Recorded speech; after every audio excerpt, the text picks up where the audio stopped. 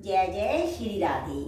कार्तिक मास जो कि अत्यंत फल देने वाला, दुखों का निवारण करने वाला, महापातकों को तारने वाला महीना माना जाता है। इस महान महीने में किए गए जप तप दीप दान यज्ञ आदि विशेष कर पुण्यदायक होते हैं। तो आज हम 32वां अध्याय का पाठ करेंगे। ओम श्री गणेशाय नमः। राधा दामोदर भगवान की जय। श्री हरि नारायण विष्णु भगवान की जय। सूद जी कहते हैं ध्वजारोपण झंडी लगाना सब पापों को हरने वाला है। ब्राह्मण क्षत्रिय वैश्य इनमें से जो कोई भगवान के मंदिर में ध्वजा लगाता है वह ब्रह्मा आदि देवताओं से पूजनीय होता है। गंगा जी का स्नान, तुलसी पूजन, शिव जी का पूजन, यह सब ध्वजारोहण के बराबर हैं। नित्य नियम करके विष्णु का पूजन करें। 2 सतमव धाता और विधाता का पूजन करें। हल्दी अक्षत चंदन से 20 हाथ भूमि लीप कर अग्नि स्थापित करें। घी खीर से 108 मूर्तियां देवें। ध्वजा को भगवान के मंदिर में ले जावें। 7वां जुगत ध्वजा विष्णु जी के मंदिर के द्वार शिखर में बांधे। चंदन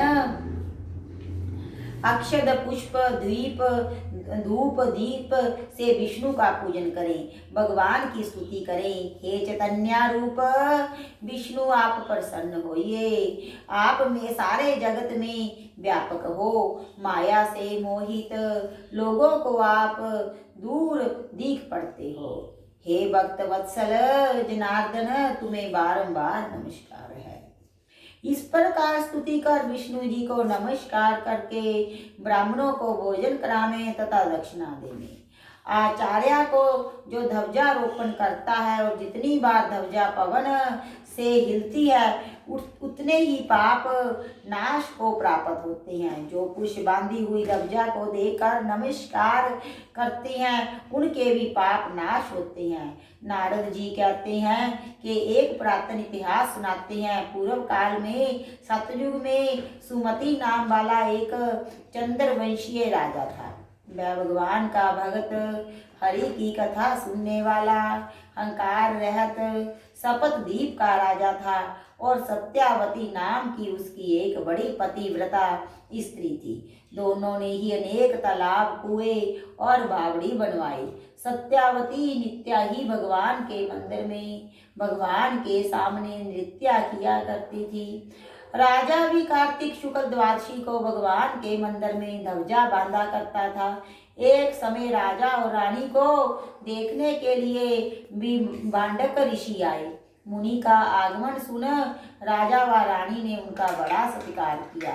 राजा रानी की ऐसी श्रद्धा और नम्रता देखकर मुनि राजा से पूछने लगे कि राजन, भगवान को प्रसन्न करने के और भी बहुत से साधन हैं, परंतु इस ध्वजारोपण में इतनी श्रद्धा क्यों है? तो आप कहिए। राजा कहने लगा कि हे महात्मन, यह बड़ा आश्चर्यजनक इतिहास है, सो सुनिए। मैं पहले मालिनी नाम वाला कुमार्गी, चुगली करने वाला, धर्म का द्वेषी, देवता और ब्राह्मणों के द्रव्य को हरने वाला, गो और ब्राह्मण का नाश करने वाला, मांसा आदि खाने वाला, चोर, लंपट तथा महापापी शूद्र था। सदा मदिरापान और वेश्यागमन करता था। हमारे ऐसे कर्म देखकर भाई बंधुओं ने हमको त्याग दिया। मैं वन में आकर एक टूटे हुए विष्णु के मंदिर में रहने लगा और वन में मैं जंगली जंतुओं को मार कर अपना निर्वाह करने लगा।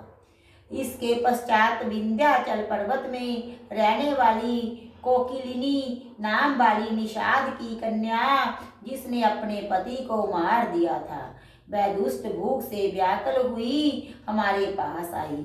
हम दोनों ने अपना अपना वृतांत एक दूसरे को सुनाया। इसके बाद वह वहीं पर हमारे पास रहने लगी। एक समय संयोगवश जिस दिन कार्तिक शुक्ल द्वादशी का दिन था, हमने एक कपड़े को बांधकर उसकी झंडी सी बनाई और दोनों ही खूब मदिरा पीने में विहल होकर वह झंडी हाथ में लेकर नाचते रहे। सारी रात नशे में नाचते रहने के कारण प्रातः समय हम दोनों की मृत्यु हो गई। तब जमराज के दूतों ने हम दोनों को फांसी बांध लिया और मारते मारते जमपुरी ले जाने लगे। इतने ही में विमान लेकर भगवान विष्णु को के दूत भी वहां पर पहुंच गए और जम के दूतों को धमकाने लगे कि मूर्खों, तुम पापियों को जमपुरी ले जा सकते हो, धर्मात्मा को नहीं। परंतु जमदूत भी क्रोध करके कहने लगे कि यह दोनों महापापी हैं, इन्होंने आयु प्रायत कोई धर्म कार्य नहीं किया। भगवान के पार्षद कहने लगे कि महाखेद की बात है कि तुमको धर्म और अधर्म का कुछ ज्ञान नहीं है। जो बात वेदों के अनुकूल है वही धर्म है और जो वेदों के विरुद्ध है वही पाप है।